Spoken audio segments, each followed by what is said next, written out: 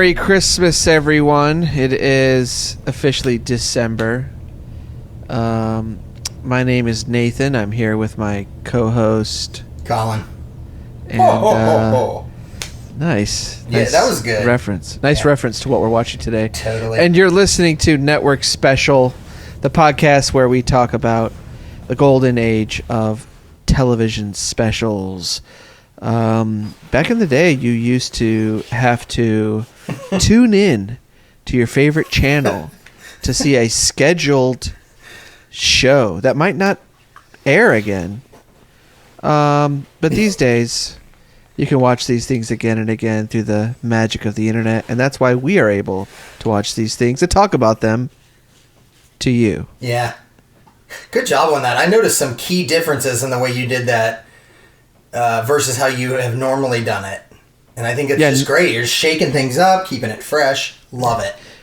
Love it. Yeah, normally I just don't do it. I just don't do it. This time I actually did it okay. Yeah, you got right to it. You didn't say appointment television. Usually you say that. But I like the new direction. That was solid. What did I say instead? I don't remember. Okay, I just remember I guess I'll never say it again. I just remember that you didn't say appointment television. The golden age of appointment television. Oh, what did I say? I said the golden age of television specials. Television specials something. Yeah. And you sounded surprised by the things you yourself were saying during it, so it had a different vibe to it. I'm often surprised. Never do it like that again. I'm often surprised by the things I say. Are you? Yeah. Who do you think is more surprised when you talk, you or the people that are listening to you? That's a great question. It is. But I would have to go with probably the people who hear me. Yeah, I would agree. As one of those people, I would agree. I bet you're not more surprised by what you say than I am. And you hear me at least once a week. At least. I hear you in my nightmares talking to me about all your grand ideas for what we should watch on this podcast. And they are grand. And this one we are watching this week is, I'll say, less than grand. Hey, come on! Don't badmouth the Goots. He's bringing it still. Okay, so that was a little clue. But before we get into that, let me ask you, how was your Thanksgiving feast? It was Did you good. feast? Did you feast? I feasted several times with very little intermittent periods in between them. And you have to be very careful about how you say what you just said. Why? What did it sound like I was going to say? Well, I'm just saying if you don't say feasted correctly, it could sound like you're saying that you did something completely different. Like what? This week's show is... I'm not trying to get you to say it for effect. I literally don't know what you're talking about. Hold on, I'm playing it back in my... I feast... Beast? Is it beast? A bestiality? What are we doing here? All right, it doesn't matter. We'll talk about it. We'll figure it out in post. Go ahead. Yeah. My Thanksgiving was okay. It was good. I had chicken and dumplings. Do you guys do something different, or do you just do turkey? No, it's typically the same kind of, like, no matter who I'm with, what group of people I'm with, my family, my wife's extended family, it's always like the exact same things. It's like jelly beans, popcorn, pretzels. Jelly beans, popcorn, steakums. Steakums. Yeah. Is there a turkey steakum now? What's that? Do they have a turkey steakum now? They do. It's delectable. That's fantastic. Great. When's the last time you had a steakum in real life? It's been a long time. And do they still make steakums? They still make them, I think. Yeah, my brother was a steakum fanatic when I was a kid. He was a steakum stan? He was exactly, yes. That's exactly what he was. And I bet he hasn't had one in decades either. But it almost feels like I should have one and report back. Like, what is a steakum? It's just like razor thin sheets of compressed, congealed. Does it come with bread or anything? It's like a Philly cheesesteak, basically. Like if you go to any Philly cheesesteak restaurant and they throw the stuff on the Yeah, I know what that looks like. Sheets of bad meat. And do they give you any bread or anything, or you're just like, here's the steak? No, they're just like frozen. They're frozen. Just frozen sheets of meat. So frozen meat sheets. And when I was a kid, I would eat them with like yellow mustard, which when I think about that now, it just turns my stomach. It's like you wouldn't put it on bread or anything? No, never. This is weird. Yeah. Like so you would So let's just set this scene. Okay, so you come home from school. It's like 3:30 or something, or 3:00, and you're like, "Oh man, I'm so hungry." And you go to the fridge, and you're like, "Oh, like we got Yoo-Hoo, we got Sunny D." I was gonna say, is this a Sunny D commercial? Purple stuff. Yeah, you got the purple stuff, and you got pizza bagels in the freezer. Oh god, Totino's or whatever. Yeah, Totino's. You got the rolls and the normal pizzas, and you say no. I'm gonna. Yeah, too much credit. We never had that much food in our house. So you go in and you're like, no. You like move the boxes. You get to the bottom of the freezer, although it was probably on the, the. Oh, they didn't make it to the bottom. They were frequent movers. Yeah. So then you get down and then you're like, oh look, there it is, and it's like shining like, yes, hallelujah, glory. It would float and have a halo. Yes. And there's the steak comes and you pull them out. You open up the box. You get the sheets. And what do? You get a griddle out. You start griddling like you're at freaking the Great Steak and Fry Company. That's what I was just as you were starting to talk about that. I was starting to think like, how did we make them? I can't remember if I guess we made them in like a frying pan. I think. I was trying to remember. You're like a Charlie's? Like a Charlie's? These or what? I think we just made them on like a frying pan. Do you have like two spatulas and you're like snapping them apart like they do there? You're like, oh, you want a mayonnaise on this? No. Like, what are you doing? I don't know. You would just like. I can't remember if my brother ate them on bread. I just There's know no way. I just ate them on a bed of yellow mustard. There's no way. Mustard. There's no way that you freaking got a frying pan out. You put these in the freaking microwave. No, I don't think we did. I think we made them in I'm pretty sure we made them in a burger like skillet thingy. And we didn't have a Benihana griddle in our house or anything, so we weren't making them on that. But I don't think I microwaved them. I think that's disrespectful to the steak-um.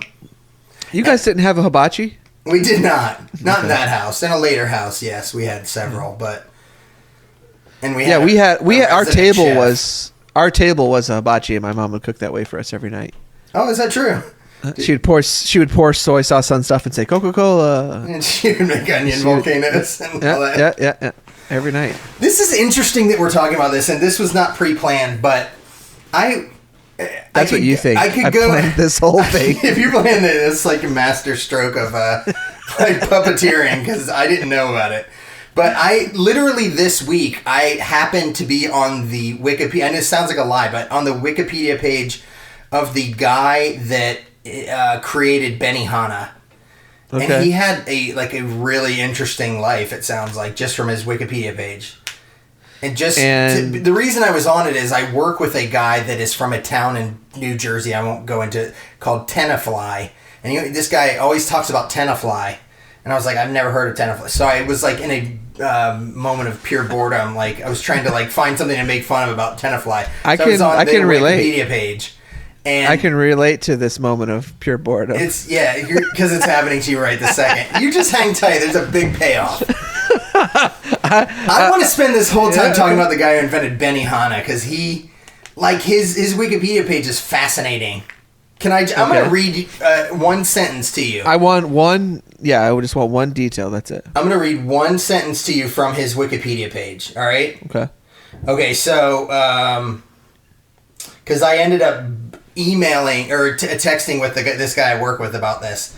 His Wikipedia page has a bunch of interesting stuff. He has a section on insider trading on there that he committed. He has a section. There's one section on his Wikipedia page called "Lawsuit Against His Children."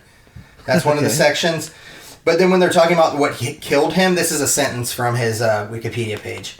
His hepatitis was reportedly the result of a blood transfusion after a 1979 speedboat crash under the Golden Gate Bridge. I'm like, Whoa. Holy shit, that guy had a great life. I mean... I mean, yeah. He had Benihana food often, and he had a speedboat, and he crashed into the Golden Gate Bridge. I mean, that's enough. Why is there not a biopic about this guy?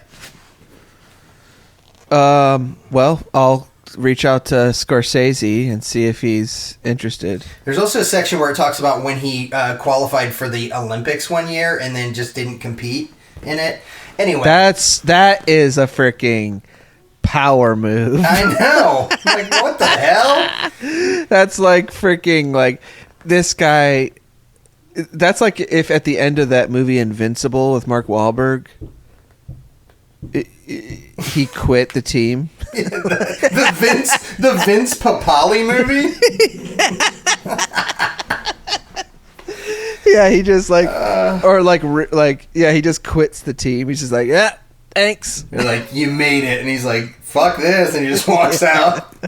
He just throws their jersey back at him. I'm gonna go start Benihana. I'm gonna start me a hibachi restaurant. God bless him. Anyway. So the thing we watched today, let's talk about it. Here's the thing. Let's both kind of lay out what's happening here. And I think honesty and transparency is really important to our listeners and to our listener. I was going to say. Classic podcast joke. And I think they would be... it would be detrimental if they didn't know that we both watched this special, like, I don't know, 3 weeks ago. Oh, it wasn't that long ago. It felt that way. It felt like 3 weeks watching it.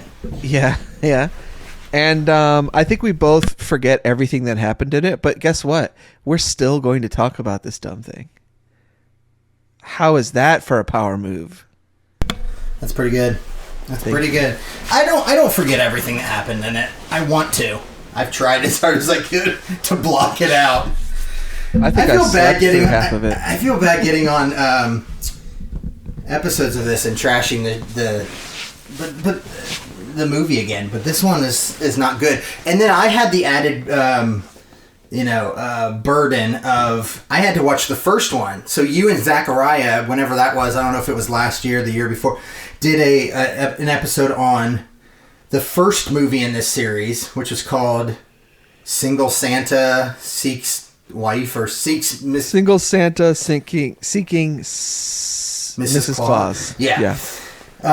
So I had to watch that before I watched this one. I mean, I guess I didn't have to, but I did. So I had to watch like twice as much of this malarkey. This ballyhoo. Every person who joins this podcast, it's kind of like a hazing. I make them watch a Steve Guttenberg Christmas movie. Yeah, like, watch this. It's so good. It's the ultimate, prank that you're playing on me. So like he said, this is a sequel to the first one, Single Santa Seeking Mrs. Claus, where Steve Guttenberg plays the Santa's son, and Santa is retiring, so Steve Guttenberg's going to take over. But he has to get married first. If he doesn't get married, if there's no Mrs. Claus, then there is no Christmas. And they really lay that on thick in this second one. Like, they don't... Oh, yeah. I mean, in the first one, it's like, hey, he needs to get married because Mrs. Claus... There just needs to be a Mrs. Claus. In this one, it's like, if you're not married by Christmas this year, like, Christmas is going to explode and everybody's house is going to, like, be on fire. Like, it's... I mean, they really ramp up the burning platform in this one. Like, it has to happen. And this is one of those movies where, like, the storyline, like, nothing makes sense. Like, nothing... like, none of it makes sense as to why there has to be these crazy rules. But if they don't have them, then the movie's like a minute long. Right. So, like, there's a million rules where it's like, oh, why don't you just do this and that'll save Christmas? It's like, no, the magic says that if you go this way on this day and not then you can't do this. So it's like there's like so many complicated rules. I'm sure as the screenwriter that is nice because you're just like, I just write myself in any direction I have to make it work. But the biggest thing is, like, there's no rule saying they have to have a specific kind of wedding. So the whole entire movie, I'm like, just go to the freaking judge down the court, the closest judge, and have them marry you. And they even mention that at one point, and it's like, hey, why don't we just do this? And then they quickly go no, we're not going to do that, and we have to have a big actual wedding. I'm like, no, you don't actually. There's no rule that is made up in this movie saying you have to have a specific kind of wedding. No, it's just any rational person would be like, okay, we're just going to go do this, and then move on with our lives. Well, even like you said, even in the movie, there's no there's tons of magic rules. Like, she can't go to the North Pole until she's married. She can't make any Mrs. Claus decisions until she's married. Any of this stuff, but you're right. There is no rule. They could just go get freaking married through some guy who got his thing through the spaghetti. Jesus, Reverend.com or whatever. Hey, as a person that has my spaghetti Jesus Reverend.com credentials, I resent that. But he could have. They could have just done whatever to save Christmas. Instead, they're like, nah. No, we're going to make it as painful as possible. And they do, because they go and they have her mom, who's just this horrific person. For some reason, they hand off all of the responsibility of the wedding to her, and they're right, the worst person in the world. And then they're he can do magic. Santa can do magic, and you're like, oh, why doesn't he just do magic? And they're like as soon as you have that thought, some character shows up and is like, no, he can't do magic for himself. Yeah. It's can't do magic on a Tuesday. Yeah. Yes, that's what it's like. What the hell? Yeah, it's ridiculous. And then then there's this this is another trope I hate, where it's someone says their mom can plan a wedding or whatever, and it's and then the mom makes a million bad decisions, and no one says no. Yeah. No one says Mom, this is my wedding. I'm gonna do this. They're just what are you gonna do? Yeah, they act like the only thing we can do is get her mom involved, and her mom, she's estranged from her mom, kind of she hasn't seen her in years and doesn't really talk to her because her mom's a real Scrooge. Her mom's her mom's kind of just an asshole, a rich, stereotypical rich, snobby, uptight person, the person that you see in this movie, and you're like, oh, she'll be redeemed by the end, I bet. And she'll just, see the error of her ways, which is what happens. Spoiler alert. But, if anybody out there is going to watch this. So it's... And her mom does some messed up stuff, too. Her mom, brings... Her mom doesn't know that her daughter is marrying Santa Claus. That's the other thing. They won't freaking tell anyone. They can't tell her because her mom's... Yeah, just kind of she doesn't believe or something. Yeah, it's that whole it's an adult that doesn't believe in Santa Claus thing, which doesn't make any sense. So the whole thing is they have to hide it from her. And then what's Gutenberg's Santa? Oh, his name's Nick. Sorry, I should know this because he's Santa Claus. His parents show up, who are the recently. The retired people that were recently Santa Claus and Mrs. Claus, and they've retired, but they look still like Santa Claus. He still has a big white beard, and he still wears all red, and he's all fat and jolly. It's horrible. He's wearing a pillow. You would never think he's anything but Santa Claus if you saw him in real life. He has a square stomach, and they had no budget for the thing. By the way, I've now seen a discrepancy. So there's the thing oh, Santa can't do magic for himself kind of thing or whatever. Uh-huh. Well, that's not true, because his dad is freaking cheating at golf by making the golf ball go back into the hole when he passes it. Well, he and his current Santa and former Santa are golfing together, right? Yeah. I thought they did it for each other. I thought he made his dad's ball go in, and his dad made his go in. No, the opposite. Santa's ball goes past it. He snaps and it goes back, and then Steve Guttenberg snaps and it goes out, and they kind of go back and forth, and it's a real cute moment. It is cute. You would not expect a film like this, which is probably, just days away from being recognized by the American Film Institute as one of the all-time great. You wouldn't expect it to have leaky plot holes like that. No. So I'm surprised. I'm surprised to hear about that. I want to talk about the music of this movie because it's nonstop. It doesn't. There's not a second without music. It never stops. It's amazing. When I noticed that was happening, I started getting really irritated because I'm like, it's just like the cheapest way to like build like feeling, I guess, or and it's something. And it's a freaking like it's just one keyboard that this guy's like whoever made this music is just changing the he's hitting like 3 2 1 and it's like grand piano and then it's like number 734 is trumpet. And it sounds like it too. It's like everything's like do do do do.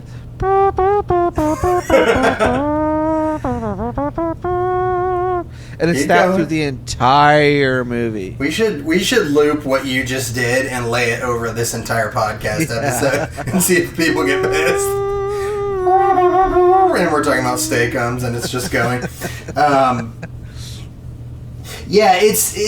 It's very weird. I don't know that I've ever watched something like that it's just like the music is never. Usually it's like the music is playing softly under like a sentimental moment or like as like something like in a transition to tie one scene to the next or something. All of these Christmas movies are that way. My wife and daughter are junkies. Why are they like that? Is it just a cheap way to my wife and daughter like that? Why are your wife and daughter like that? Let's screw this movie. Let's talk about why now. Yeah. Because those movies, they're not like the reason why the movies are like that is because there's nothing to them. Like if you took out that swelling music, it would be even less emotionally effective for any kind of person of normal intelligence. Yeah, it's just this like cloying, so you have to have that cheap thing. Yeah, but it's annoying once you notice it, and you can't stop noticing it when you're watching it. It's like it's kind of grating. Yeah, it's. This is like, the scenes in this movie are. It's like the first one where the scenes don't seem to like. Hold on, I'm watching this scene and this kid's making a peanut butter and mayonnaise sandwich or whatever, and the music behind him is like. Boo, boo, boo, boo, boo, boo, boo. It's just like, I don't even remember that part. Why is he making that sandwich? It has nothing to do with what's going on. Like there's a phone call happening, and instead of just like switching between the two people talking on the phone, they're like showing Steve Guttenberg looking at his future wife's son make a peanut butter and mayonnaise sandwich and smiling, and then there's no reference to it.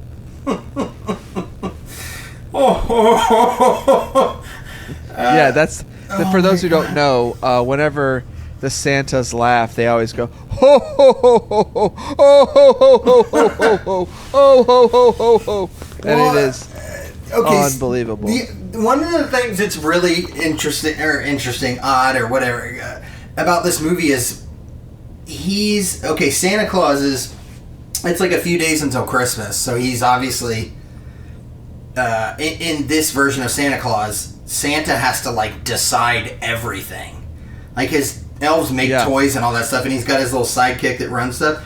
But like they're paralyzed with inaction anytime he's not around to like say like, "Hey, give this kid this train set instead of this basketball." Like he has to decide everything for every kid in the world. So there's whole movie, he's like trying to meet his future mother-in-law and plan his wedding, and he keeps having to leave every other scene. And there's no one back there. There's no project manager or anything. It's like like Santa and Mrs. Claus, like they come up with every detail ever.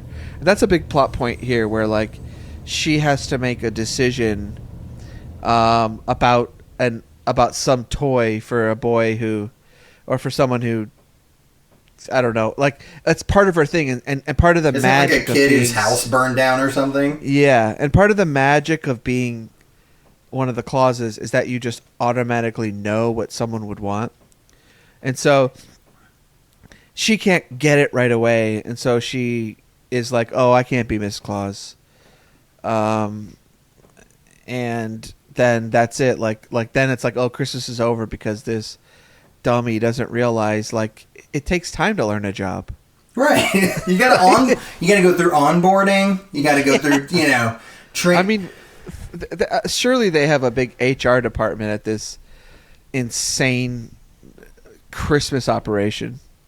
I mean, maybe, but anytime we see it, it's just like one fake-looking room and Santa Claus, Steve Guttenberg Santa Claus, and his like little sidekick guy that I guess is like kind of his like assistant, sort of, or his secretary. I don't know.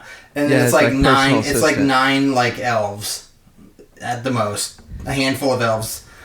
Working on one table, and then that's kind of all you ever see. So I don't see the HR reps. It's interesting because he's like the big kahuna, but yeah, he has to like sign off on everything. Like they're like, here's the naughty list for Botswana, and he has to look over it and sign it. Here's the naughty list for Switzerland. I'm exaggerating there because they don't go country by country, but they might as well because they're bringing him like lists to look over and decisions about every little minute thing. It's so ridiculous. So the thing that's annoying, or the thing that about Christmas movies that I've talked about this before, but like that annoys me more than anything is that people are always getting mad at adults who don't believe in Christmas. Right. And especially parents. And what I don't understand is when you do ultimately end up believing in Christmas, do you then stop going Christmas shopping for your kids? Yeah, it's like if we're agreeing that Santa Claus exists, then that means he's been bringing presents to your house. Like, where did people think that those were coming from if they didn't believe? That's what I'm saying. Like, I don't understand. I don't understand how it works. Oh, here's another scene. It's almost like a logical, like, it just doesn't make sense. And every Christmas movie has, like, even ones that I really like, I love the movie Elf, but that whole thing, there's a lot of that in there, too, where it's like, oh, he doesn't believe, and we're losing Christmas spirit because people have stopped believing, so we have to make them, believe again and sing songs, like the end part of it. It's just... I don't think there's a way around that, honestly, because you just the have logic. to... So, like, I would love to, and maybe someone has done this, but I would love to see a movie where they address that aspect of it. Like, do parents? Is it just like you just don't? I have no idea. And this other scene's coming up where, so they're making Christmas cookies or something, and oh no, the mother's maid is making Christmas cookies. And so Santa Claus, the new Santa, comes in there with his new son, and he just starts blasting whipped cream at them all. They have like a huge whipped cream fight, right? And then like there's like icing and whipped cream like all over the freaking. Oh, the desserts. place is like trashed. Like it's completely destroyed, and then the mother comes in, the mother of the new Mrs. Claus, and she's really upset. And like, I get the feeling that we're supposed to be mad at the mom for being so upset. Because she's like, you just ransacked my entire house. Like she doesn't have Christmas spirit because she doesn't want all the desserts to have like whipped cream and icing draped all over them for these stupid people. And now they're like having a flower fight over the desserts. I'm like what? Like, no, I'm mad at the freaking irresponsible Santa Claus. Yeah, what the hell, Santa? Yeah, I mean, try to have fun, great, but like, when did Santa stop having, manners? He comes into everybody's house. He comes into everybody's house every year. You'd think he'd figure out how to behave with some decorum, and not trash the place. He just made this kid go on the freaking naughty list. Yeah, he's his own kid, and he has to sign the list. Yeah, Santa has to sign it saying, "Yes, my son is on the list, the naughty list." Right. Can I bring up one other thing that I thought was really just like shitty? Is like, basically, I'm going to use a term that I've seen the kids use in comment sections on the internet. Santa's fiance, who's played by Crystal Bernard, from Wings, who was in Wings and nothing else ever, sure. except the first one of these movies. I don't know that I've ever seen her in anything else. Her mom is like meeting her future son-in-law for the first time, and she invites another guy over to the house to like try to get with her daughter. She basically tries to cuck Santa Claus, and that's the word I was going to use. It was from the interwebs. It's so weird. Like, she invites this guy over, and he's all like the picture of like stereotypical smarmy rich white guy. He the only thing he's missing is like a sweater wrapped around his neck and tied in a knot, like you would see in like an 80s movie. But he's like fully like hitting on her while Santa Claus is just sitting there watching it happen. It's so weird. Santa is a total cuck. You're no Santa question. cuck. Yeah. Let's just I'm happy with this episode being like not like an hour long, because this show sucked. I guess we skipped straight to the should you watch it or should you not watch it part there. I just like it's worse than the first one. At least the first one had like some like really bad scenes you could kind of like joke about and make fun of. This one has like nothing in it. It's just a big nothing.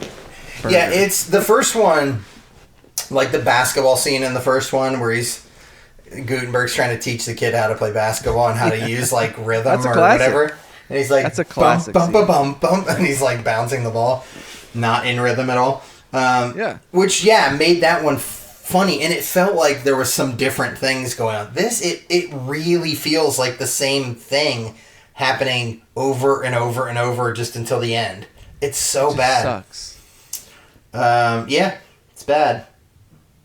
And this one, is this the one that I was looking at? Now I gotta look this up. Like, the person that wrote this, maybe I'm confusing this with another thing that we watched. So I gotta look this up. But I think the person that wrote this is like somewhat accomplished as a Pamela Wallace.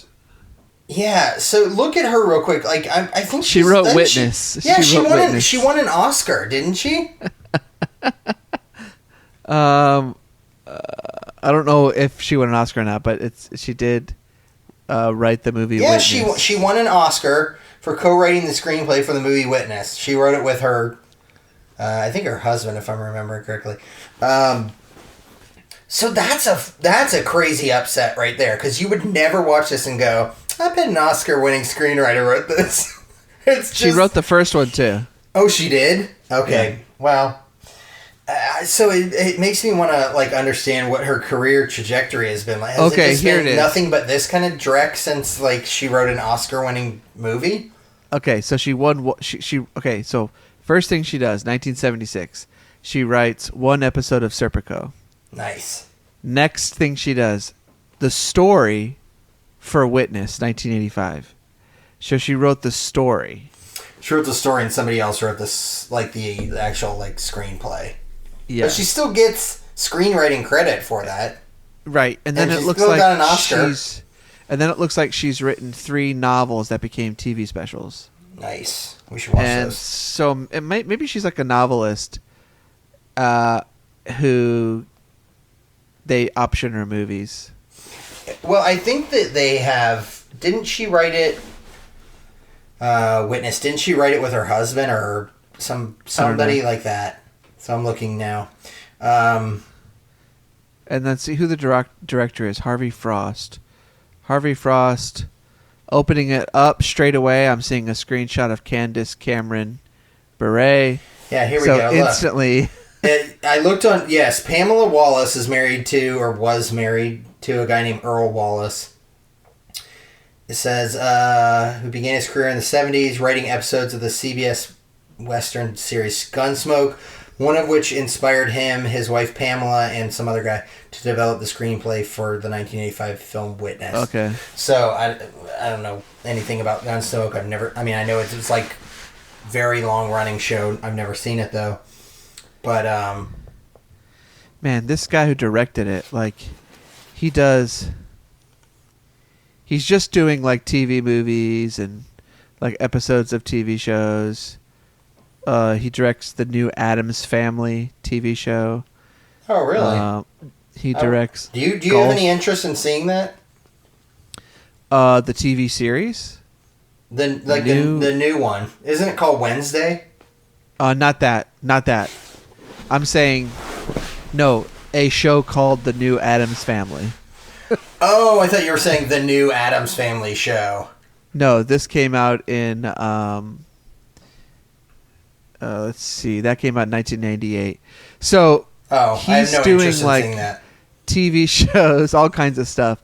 And then he does Single Santa Seeks Mrs. Claus, and then, boom, it's Christmas City. Or it's like Hallmark movie. So he's City. like on a Hallmark retainer where they go. That's what it feels like. Like, hey, we have another piece of shit for you to fucking hate. And he did an episode. I have to believe they go like, here it is, and you have 4 days to make it. Like, you have no time and no budget. Go make it. And we have some guy who was kind of famous in the 80s to star in it. He did an episode of the Friday the 13th, this series, which doesn't I've never heard really of that. It doesn't feature anyone from the Friday the 13th movies, I'm pretty sure. It's about these guys who own like an antique store, and they have to recover cursed antiques. What? What? Yeah. Are you serious? When was that a show? It's on Plex if you're interested. I'm very interested. I think it goes without saying. Yep. So this movie ends the way you think it is. They get married and then Christmas is saved. Don't watch this movie, right? Yeah, don't watch it. No, it's not unless you're like, I got a major thing for Crystal Bernard. I gotta see her, what she's up to. And there are people online like that. Are there? Remember I sent you that site of that person? Oh, that's right. You and Zachariah did a thing in the first episode about a deep dive. Some horrible hair website where she's... Yeah. No, I don't think there's any reason to watch it unless you're just like, all I care about is Hallmark movies, and then I guess this would be... I don't know. You have to ask your wife because she's kind of our... the Hallmark or like the Christmas movie, connoisseur that we've talked about. Like, does she think this is a good one, or is it just like these are her favorite? But does she think they're good? Like, does she rank them and say, okay, I like all of these just because I like Christmas and I like whatever, they're non-threatening or whatever, but like this one's actually good and these other ones are actually not good, but I like them all. Like, what is there like a hierarchy in her opinion? I don't think she's thinking about these critically at all. Okay. I think she that is makes just it thinking, easier to. Yeah, she's just going, oh, it's Christmas. I like Christmas. Here's a movie featuring Christmas. Although she shares in your dislike of next week's episode, which we will talk about then. You boy. So I'm gonna give this 10 Santa pillow stomachs out of 1,000,000. And what are you giving this? I'm gonna give it one big fat horrible. Nice, I love it. How about that? Thank you for tuning in to our podcast.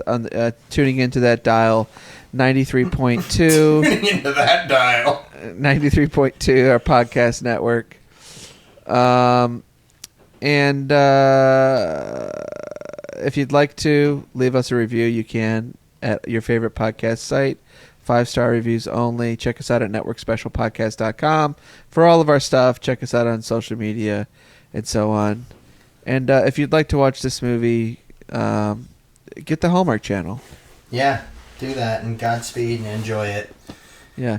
And as we say at the end of every episode, especially the shorter ones, in your name we pray. Amen. Amen. God, it just feels so good every time you say it. All right. Bye. God bless.